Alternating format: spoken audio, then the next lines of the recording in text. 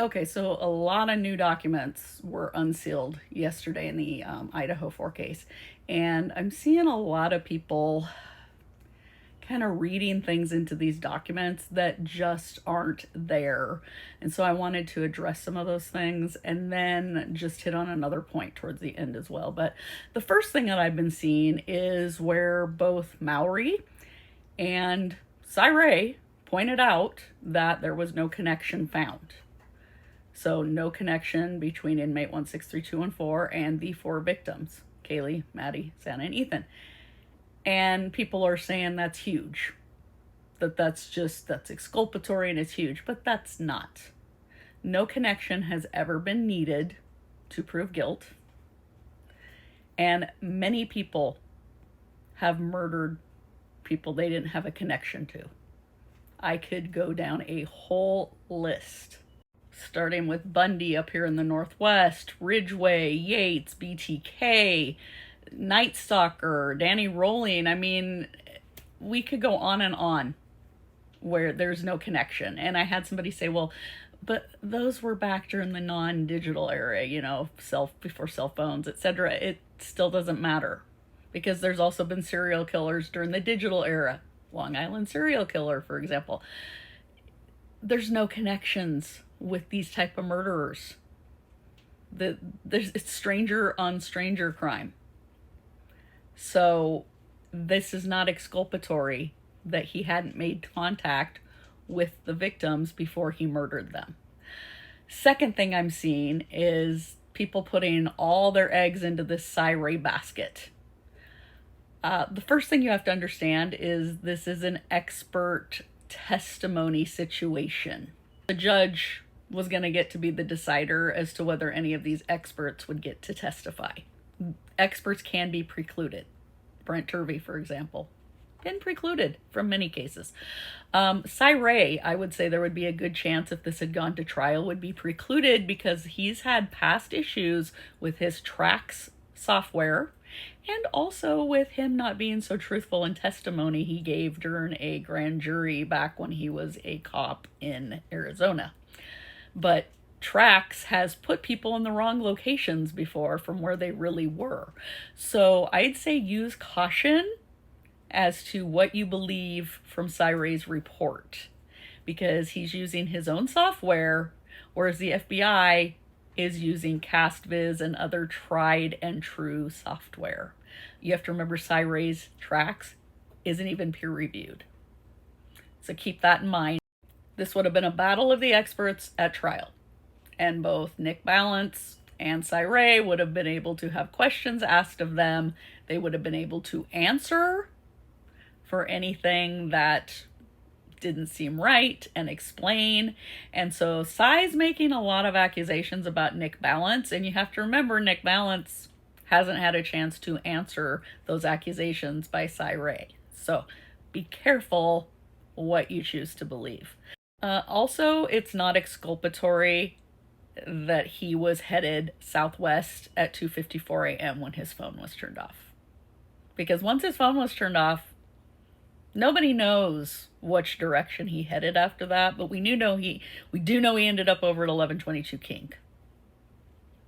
So what direction he was at 2:54 doesn't prove his innocence.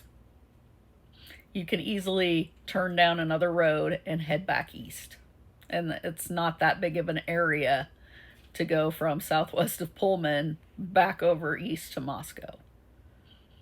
So just keep that in mind. And I believe that was argued as well. I know a lot of you made fun of Ashley Jennings, but she was spot on when she said you can change direction in your car. And that's true. You can change direction at any time.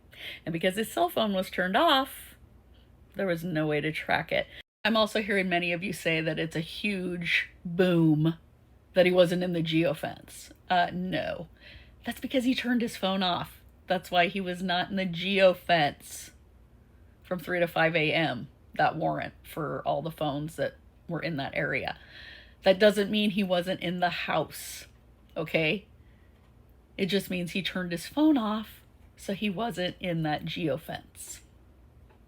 It's not proof he wasn't in the house, but I keep hearing several of you claiming it's proof he was never in the house. Yeah.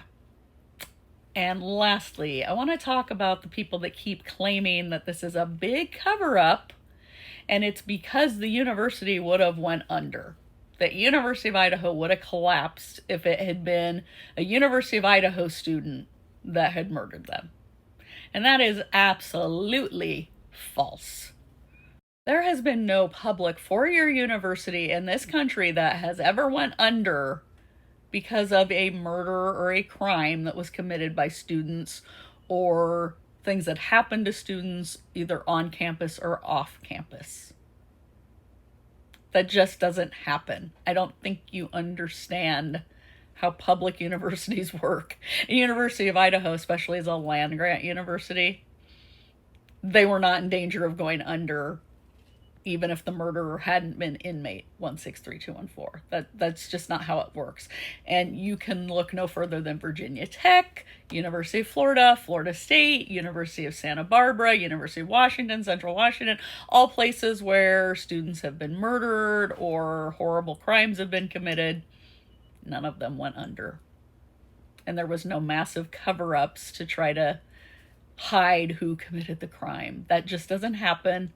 You don't have 5+ agencies working together on a cover-up for murders in a small town.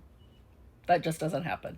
I mean, you're really going to tell me that the FBI, the ISP, the Moscow Police, the Pullman Police, the WSU Police, the Latah County Sheriff's Department, the Spokane County Medical Examiner, Homeland Security, who helped out with interviews for ISP, that all those agencies were worried about University of Idaho collapsing? So they did a cover-up and framed a guy from WSU? You really want me to believe that? Cuckoo. Cuckoo. And also you're going to go, I know what some of you are going to say. Well, the economy could have collapsed if enrollment was down. Well, no, that doesn't really happen either. Are there downturns in the economy? Sure. University enrollment ebbs and flows. You want to know what the biggest thing lately that hurt college towns? COVID. Because you had in-person classes canceled, you had football games canceled, basketball games canceled, etc. That hurt. That hurt the economy. A lot of that was like tourist dollars because of people coming in for sporting events. But that hurt. Ebbs and flows in enrollment don't do a massive hit to the economy. So anybody trying to make this out like the city of Moscow also would have collapsed if U of I had lost enrollment, no. The other thing is Latah County has a huge agricultural sector. So there's a lot of money in the economy from farms, from agriculture. They also have Schweitzer engineering labs. There's other tech companies there. They were not in danger of the town collapsing if the murderer had been a student at U of I. So just stop with that stupidity that it was a cover-up and that the university and the town would have collapsed. That's not how it works, okay? So,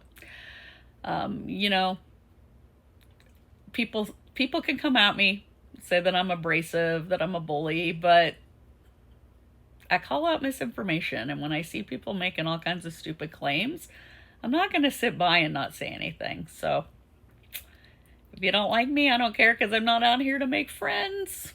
Okay? Have a good weekend.